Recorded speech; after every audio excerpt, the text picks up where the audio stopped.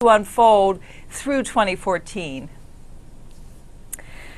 I think it will unfold gradually, and the market is expecting it, so it won't be a problem. In fact, I think that as the Fed begins to reduce its purchases, that there is ample demand for high-quality collateral, and it should go smoothly, at least in terms of the market's reaction.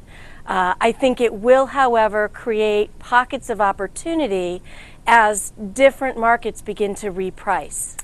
All right, before we get to some of those opportunities, let me ask you the other big Fed question, and that, of course, how the Fed changes under Janet Yellen. Do we see radical changes in monetary policy and communication to investors in the bond markets? I think communication is key, although I don't see any major changes. I think Yellen is in a good place to manage the unwinding of the stimulus. In fact, I think the market expectations of her being a dove are overdone, and I think she really would like to see, as Bernanke does as well, a passing of the baton from the public sector to the private sector. All right, let's now turn toward opportunities in fixed income, which we know has been a difficult place for some investors to maneuver the last couple of years, quite frankly.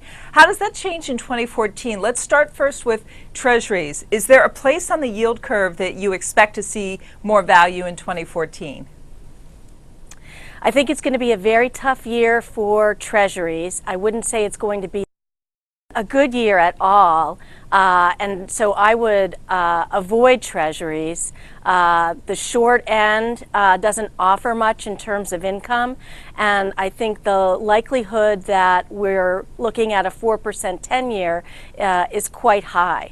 So I would get out of the way of taking interest rate risk in treasuries. When would we hit 4% in your view? I think we're going to get off to the races this year, and I would not be surprised to have that occur sometime in the second quarter.